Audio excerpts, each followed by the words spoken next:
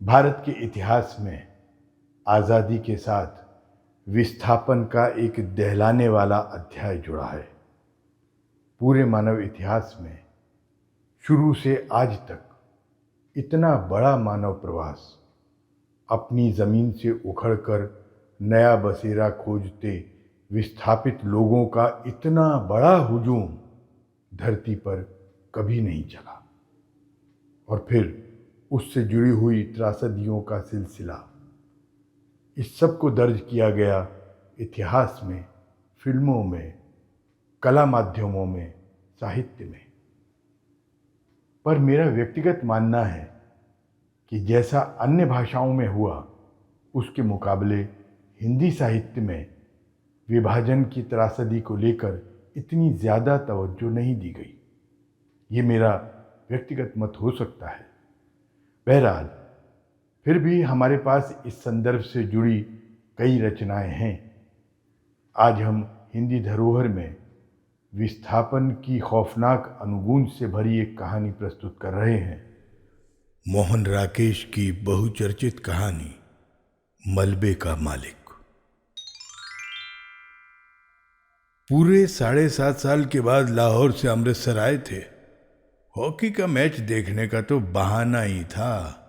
उन्हें ज्यादा चाव उन घरों और बाजारों को फिर से देखने का था जो 7.5 साल पहले उनके लिए पराये हो गए थे।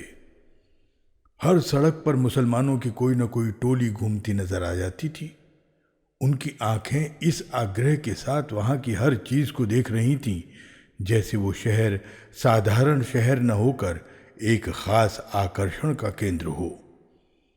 तंग बाजारों में से गुजरते हुए वो एक दूसरे को पुरानी चीजों की याद दिला रहे थे।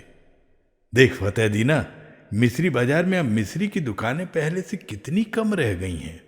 उस नुक्कड़ पर सुक्खी भटियारन की भट्टी थी जहां वो पान वाला बैठा है। ये नमक मंडी देख लो खान साहब, यहाँ की एक एक लाइन वो नमकीन होती है कि बस। बहुत दिनों के बाद बाजारों में तुर्रेदार पगड़ियां और लाल तुर्की टोपियां दिखाई दे रही थीं। लाहौर से आए हुए मुसलमानों में काफी संख्या ऐसे लोगों की थी जिन्हें विभाजन के समय मजबूर होकर अमृतसर छोड़कर जाना पड़ा था। 7.5 साल में आए अनिवार्य परिवर्तनों को देखकर कहीं उनकी आंखों में हैरानी भर जाती और कहीं अफसोस घिराता। वल्लाह, कटरा जयमल सिंह इतना चौड़ा कैसे हो गया? क्या इस तरफ के सबके सब मकान जल गए? यहां हकीम आसिफ अली की दुकान थी ना, अब यहां एक मोची ने कब्जा कर रखा है। और कहीं कहीं ऐसे भी वाक्य सुनाई दे जाते, वली, ये मस्जिद ज्यों की त्यों खड़ी है, इन लोगों ने इसका गुरुद्वारा नहीं बना दिया। जिस रास्ते से भी पाकिस्तानियों की टोली गुजरती, शहर के लोग उत्सुकता पूर्वक उनकी ओर देखते रहते। कुछ लोग अब भी मुसलमानों को आते देखकर शंकित से रास्ते से हट जाते थे, जबकि दूसरे आगे बढ़कर उनसे बगलगीर होने लगते थे। ज़्यादातर वो आगंतुकों से ऐसे ऐसे सवाल पूछते थे कि आजकल लाहौर का क्या हाल है, अनारकली में अब पहले जितनी रौनक होती है या नहीं, सुना है शाह आलमी गेट का बाजार पूरा नया बना है, कृष्ण नगर में तो कोई खास तब्दीली नहीं आई, वहां का रिश्वतपुरा क्या वाकई रिश्वत के पैसे से बना है, कहते हैं पाकिस्तान में अब बुर्का बिल्कुल उड़ गया है, ये ठीक है? इन सवालों में इतनी आत्मीयता झलकती थी कि लगता था कि लाहौर एक शहर नहीं, हजारों लोगों का सगा संबंधी है जिसके हालात जानने के लिए वो उत्सुक हैं। लाहौर से आए हुए लोग उस दिन शहर भर के मेहमान थे, जिनसे मिलकर और बातें करके लोगों को खामखा खुशी का अनुभव होता था। बाजार बांसा अमृतसर का एक उपेक्षित सा बाजार है जो विभाजन से पहले गरीब मुसलमानों की बस्ती थी। वहाँ ज़्यादातर बांस और शहतीरों की ही दुकानें थीं जो सब की सब एक ही आग में जल गई थीं। बाजार बांसा की आग अमृतसर की सबसे भयानक आग थी, जिससे कुछ देर के लिए तो सारे शहर के जल जाने का अंदेशा पैदा हो गया था। बाजार बांसा के आसपास के कई मोहल्लों को तो उस आग ने अपनी लपेट में ले ही लिया था। खैर, किसी तरह वो आग काबू में आ तो गई, पर उसमें मुसलमानों के एक एक घर के साथ हिंदुओं के भी 4-4, 6-6 घर जलकर राख हो गए। अब 7.5 साल में उनमें से कई इमारतें तो फिर से खड़ी हो गईं, मगर जगह जगह मलबे के ढेर अब भी मौजूद थे। नई इमारतों के बीच बीच में मलबे के ढेर अजीब ही वातावरण प्रस्तुत करते थे। बाजार बांसा में उस दिन भी चहल पहल नहीं थी, क्योंकि उस बाजार के ज़्यादातर बाशिंदे तो अपने मकानों के साथ ही शहीद हो गए थे, और जो बचकर चले गए थे उनमें शायद लौटकर आने की हिम्मत बाकी नहीं रही थी। सिर्फ एक दुबला पतला बूढ़ा मुसलमान ही उस वीरान बाजार में आया और वहाँ की नई और जली हुई इमारतों को देखकर जैसे भूल भुलैया में पड़ गया। बाएं हाथ को जाने वाली गली के पास पहुंचकर उसके कदम अंदर मुड़ने को हुए, मगर वो फिर हिचकिचाकर वहाँ बाहर ही खड़ा रह गया, जैसे उसे निश्चय नहीं हुआ कि ये वही गली है या नहीं जिसमें वो जाना चाहता है। गली में एक तरफ कुछ बच्चे कीड़ी काड़ा खेल रहे थे और कुछ अंतर पर 2 स्त्रियां ऊंची आवाज में चीखती हुई एक दूसरी को गालियां दे रही थीं। सब कुछ बदल गया, मगर बोलियां नहीं बदली। बुढ़े मुसलमान ने धीरे स्वर में अपने से कहा और छड़ी का सहारा लिए खड़ा रहा। उसके घुटने पाजामे से बाहर को निकल रहे थे और घुटनों के थोड़ा ऊपर ही उसकी शेरवानी में 3-4 पैबंद लगे थे। गली में एक बच्चा रोता हुआ बाहर को आ रहा था। उसने उसे पुचकार कर पुकारा, इधर आ बेटे, इधर आ, तुझे चीजें देंगे। और वो अपनी जेब में हाथ डालकर उसे देने के लिए कोई चीज़ ढूंढने लगा। बच्चा क्षण भर के लिए चुप कर गया, लेकिन फिर उसने होंठ भी सूर लिए और फिर रोने लगा। एक 16-17 बरस की लड़की गली के अंदर से दौड़ती हुई आई और बच्चे की बाह पकड़कर उसे घसीटती हुई गली में ले गई। बच्चा रोने के साथ साथ अपनी बाह छुड़ाने के लिए मचलने लगा। लड़की ने उसे बाहों में उठाकर अपने साथ चिपका लिया और उसका मुंह चूमती हुई बोली, चुप कर मेरा वीर, रोएगा तो तुझे वो मुसलमान पकड़कर ले जाएगा। मैं वारी जाऊं, चुप कर। बुढ़े मुसलमान ने बच्चे को देने के लिए जो पैसा निकाला था वो वापस जेब में रख लिया। सिर से टोपी उतारकर उसने वहां थोड़ा खुजलाया और टोपी बगल में दबा ली। उसका गला खुश्क हो रहा था और घुटने जरा जरा कांप रहे थे।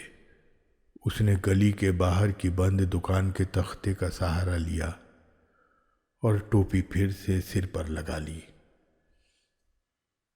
गली के सामने जहां पहले ऊंची ऊंची शहतीरियां रखी रहती थीं, वहां अब एक तिमंजिला मकान खड़ा था।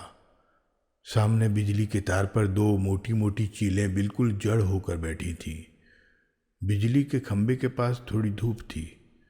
वो कई पल धूप में उड़ते हुए जर्रों को देखता रहा। फिर उसके मुंह से निकला, या मालिक। एक नवयुवक चाबियों का गुच्छा घुमाता हुआ गली की ओर आया और बुढ़े को वहां खड़े देखकर उसने रुककर पूछा, कहिए मियाँ जी, यहाँ किस तरह खड़े हैं? बुढ़े मुसलमान की छाती और बाहों में हल्की सी कंपकपी हुई और उसने होठों पर जबान फेर कर नवयुवक को ध्यान से देखते हुए पूछा, बेटे, तेरा नाम मनोरी तो नहीं है? नवयुवक ने चाबियों का गुच्छा हिलाना बंद करके मुट्ठी में ले लिया और आश्चर्य के साथ पूछा, आपको मेरा नाम कैसे पता है? 7.5 साल पहले तू बेटे इतना सा था। ये कहकर बुढ़े ने मुस्कुराने की कोशिश की। आप आज पाकिस्तान से आए हैं? मनोरी ने पूछा। हाँ, मगर पहले हम इसी गली में रहते थे, बुड्ढे ने कहा। मेरा लड़का चिरागदीन तुम लोगों का दर्जी था। तकसीम से 6 महीने पहले हम लोगों ने यहाँ अपना नया मकान बनाया था। ओ, गनी मियाँ, मनोरी ने पहचान कर कहा। हाँ बेटे, मैं तुम लोगों का गनी मियाँ हूँ। चिराग और उसके बीवी बच्चे तो नहीं मिल सकते, मगर मैंने कहा कि एक बार मकान की सूरत ही देख लूं। और उसने टोपी उतार कर सिर पर हाथ फेरते हुए आंसुओं को बहने से रोक लिया। आप तो शायद काफी पहले ही यहां से चले गए थे, मनोरी ने स्वर में संवेदना लाकर कहा।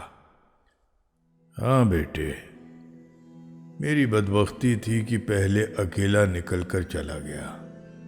यहां रहता तो उनके साथ मैं भी। और कहते कहते उसे एहसास हो आया कि उसे ऐसी बात नहीं कहनी चाहिए। उसने बात मुंह में रोक ली, मगर आंख में आए हुए आंसुओं को बह जाने दिया।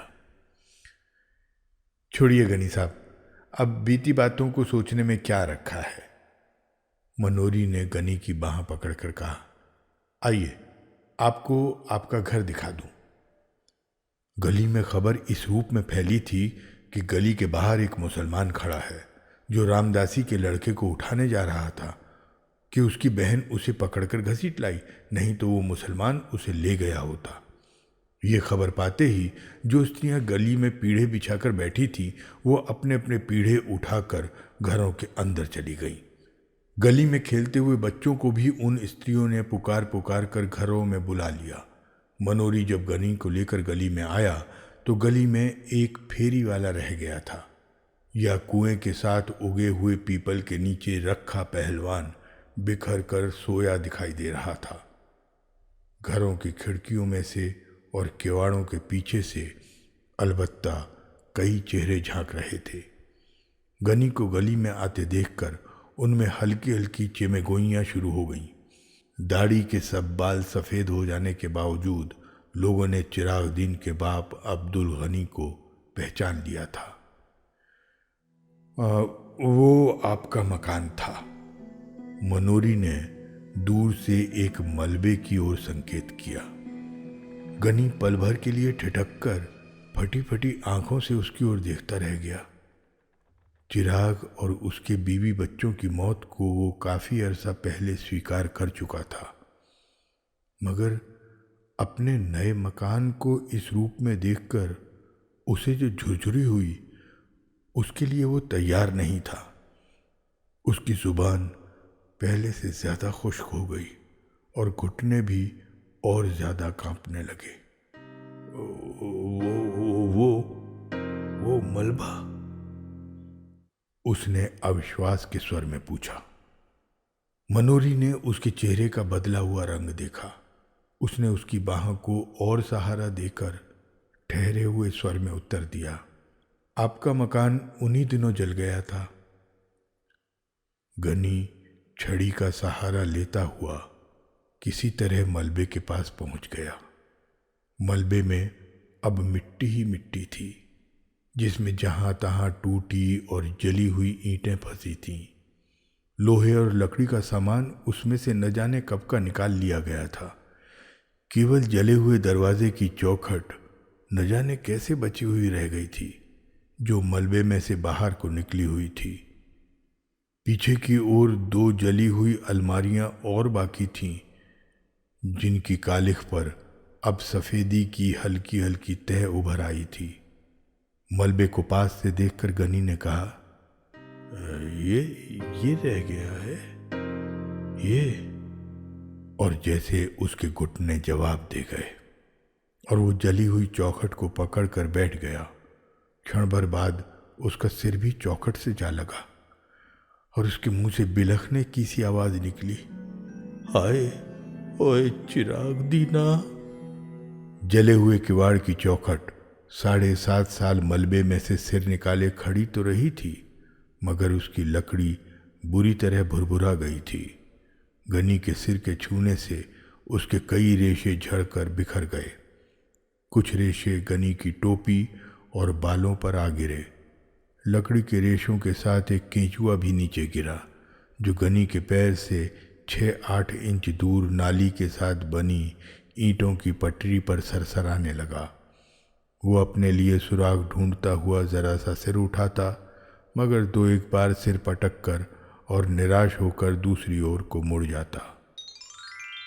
खिड़कियों में से झांकने वाले चेहरों की संख्या पहले से कहीं बढ़ गई थी।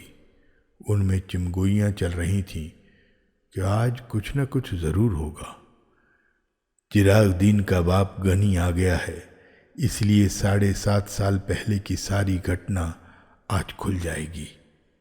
लोगों को लग रहा था जैसे वो मलबा ही गनी को सारी कहानी सुना देगा। कि शाम के वक्त चिराग ऊपर के कमरे में खाना खा रहा था जब रखे पहलवान ने उसे नीचे बुलाया कि वो 1 मिनट आकर एक ज़रूरी बात सुन जाए। पहलवान उन दिनों गली का बादशाह था। हिंदुओं पर ही उसका काफ़ी दबदबा था। चिराग तो खैर मुसलमान था। चिराग हाथ का कौर बीच में ही छोड़कर नीचे उतर आया।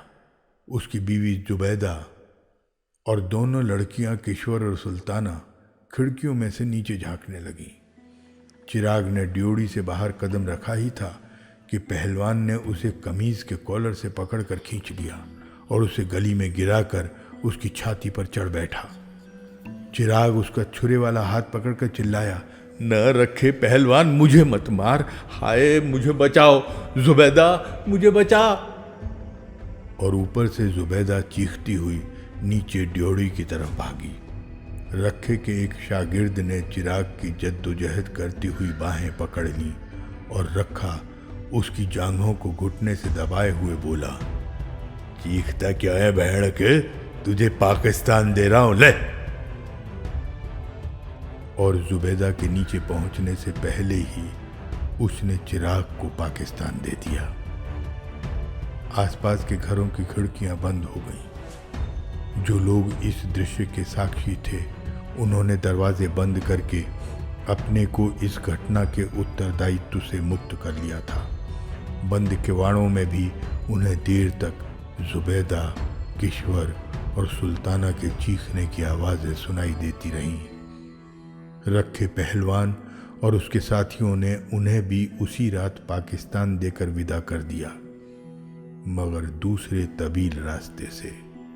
उनकी लाशें चिराग के घर में न मिलकर बाद में नहर के पानी में पाई गईं।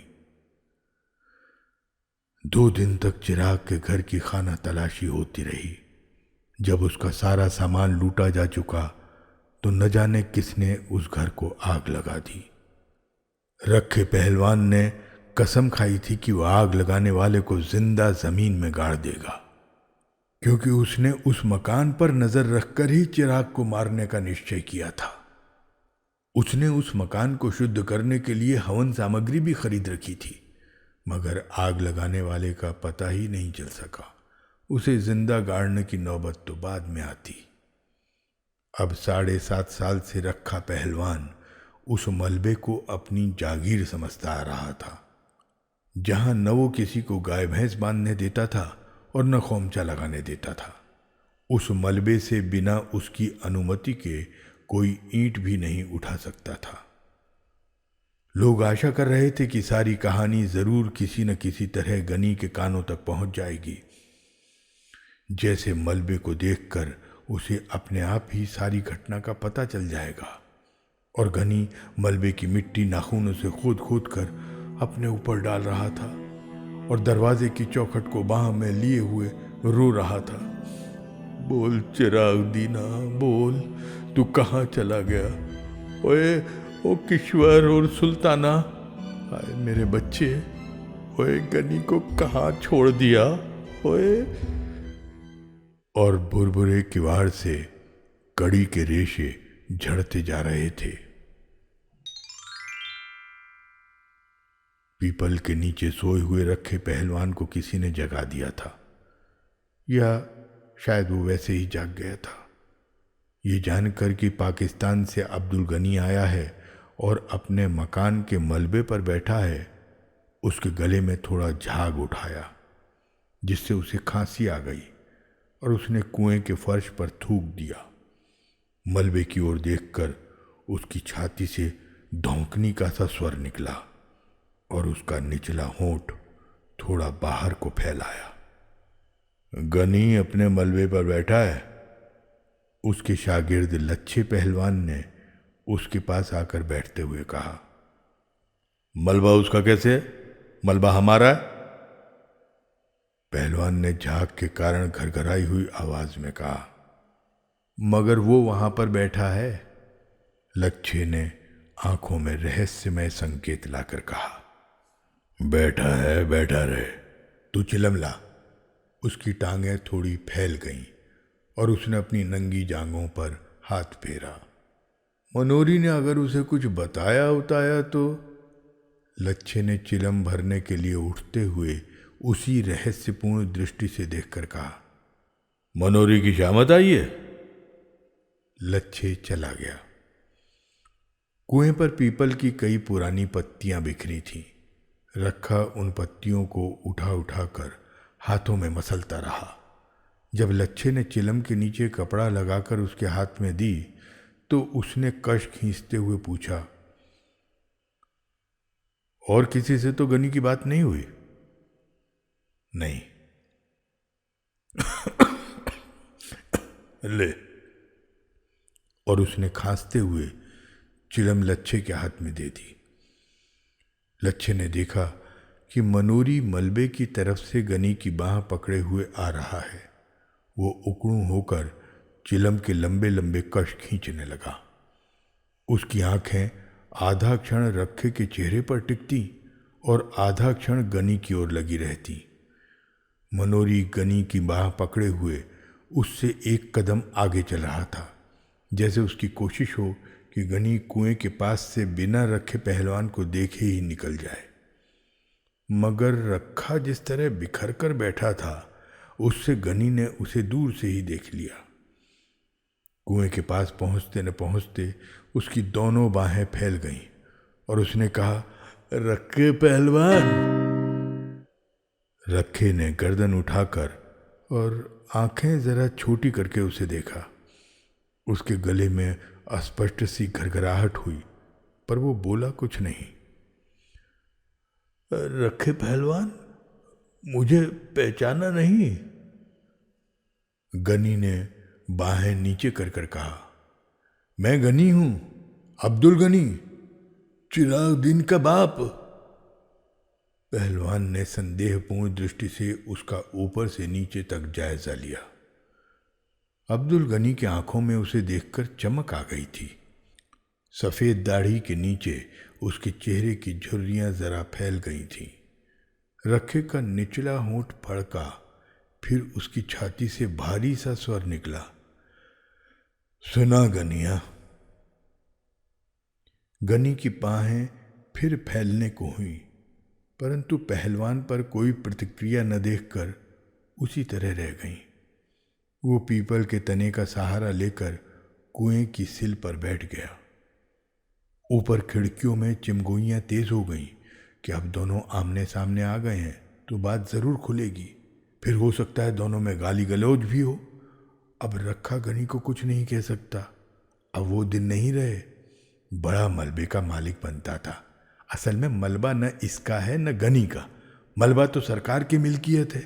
किसी को गाय का खूंटा नहीं लगाने देता। मनोरी भी डरपोक है। उसने गनी को बताया क्यों नहीं कि रखे नहीं चिराग और उसके बीवी बच्चों को मारा है। रखा आदमी नहीं है, सांड है। दिन भर सांड की तरह गली में घूमता है। गनी बेचारा कितना दुबला हो गया है। दाढ़ी के सारे बाल सफेद हो गए हैं। गनी ने कुएं की सिल पर बैठकर कहा, देख रखे पहलवान, क्या से क्या रह गया है।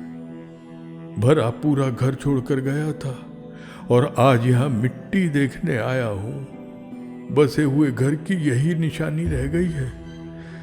तू सच पूछ रखे तो मेरा ये मिट्टी भी छोड़कर जाने को जी नहीं करता। और उसकी आंखें छलछला आईं। पहलवान ने फैली हुई टांगें समेट लीं और अंगोछा कुएं की मुंडेर पर से उठाकर कंधे पर डाल लिया।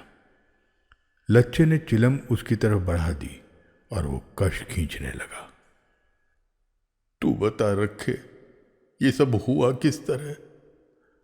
गनी आंसू रोकता हुआ आग्रह के साथ बोला। तुम लोग उसके पास थे, सब में भाई भाई की सी मोहब्बत थी। अगर वो चाहता तो वो तुम में से किसी के घर में नहीं छिप सकता था? उसे इतनी भी समझ नहीं आई? ऐसे ही है। रखे को स्वयं लगा कि उसकी आवाज में कुछ अस्वाभाविक सी गूंज है। उसके होंठ गाढ़ी लार से चिपक से गए थे। उसकी मूछों के नीचे से पसीना उसके होंठों पर आ रहा था। उसके माथे पर किसी चीज का दबाव पड़ रहा था और उसकी रीढ़ की हड्डी सहारा चाह रही थी। पाकिस्तान के क्या हाल है? उसने वैसे ही स्वर में पूछा। उसके गले की नसों में तनाव आ गया था। उसने अंगोछे से बगलों का पसीना पहुंचा और गले का झाग मुंह में खींचकर गली में थूक दिया। मैं क्या हाल बताऊं रखे? गनी दोनों हाथों से छड़ी पर जोर देता झुकता हुआ बोला। मेरा हाल पूछो तो वो खुदा ही जानता है। मेरा चिराग साथ होता तो और बात थी। रखे, मैंने उसे समझाया था कि मेरे साथ चला चल, मगर वो अड़ा रहा कि नया मकान छोड़कर कैसे जाऊं। यहां अपनी गली है, कोई खतरा नहीं है। भोले कबूतर ने ये नहीं सोचा कि गली में खतरा न सही, बाहर से तो खतरा आ सकता है। मकान की रखवाली के लिए चारों जनों ने जान दे दी। रखे, उसे तेरा बहुत भरोसा था। कहता था रखे के रहते मेरा कोई कुछ नहीं बिगाड़ सकता। मगर जब आनी आई तो रखे के रोके न रुक सकी। रखे ने सीधा होने की चेष्टा की क्योंकि उसकी रीढ़ की हड्डी दर्द कर रही थी। उसे अपनी कमर और जांघों के जोड़ पर सख्त दबाव महसूस हो रहा था। पेट की अंतड़ियों के पास जैसे कोई चीज उसकी सांस को जकड़ रही थी। उसका सारा जिस्म पसीने से भीग गया था और उसके पैरों के तलवों में चुनचुनाहट हो रही थी। बीच बीच में फुलझड़ियाँ सी ऊपर से उतरती और उसकी आंखों के सामने से तैरती हुई निकल जाती। उसे अपनी जुबान और होठों के बीच का अंतर कुछ ज़्यादा महसूस हो रहा था। उसने अंगोछे से होठों के कोनों को साफ किया और उसके मुंह से निकला, हे प्रभु सच्चिया, तू ही है, तू ही है, तू ही है। गनी ने लक्षित किया कि पहलवान के होंठ सूख रहे हैं और उसकी आंखों के इर्द गिर्द दायरे गहरे हो आए हैं। तो वो उसके कंधे पर हाथ रखकर बोला, जी हल्का न कर रखिया, जो होनी थी सो हो गई, उसे कोई लौटा थोड़े ही सकता है। खुदा नेक की नेकी रखे और बद की बदी माफ करे। मेरे लिए चिराग नहीं तो तुम लोग तो हो। मुझे आकर इतनी ही तसल्ली हुई कि उस जमाने की कोई तो यादगार है। मैंने तुमको देख लिया तो चिराग को देख लिया। अल्लाह तुम लोगों को सेहतमंद रखे, जीते रहो और खुशियां देखो। और गनी छड़ी पर दबाव देकर उठ खड़ा हुआ। चलते हुए उसने फिर कहा, अच्छा रखे पहलवान, याद रखना।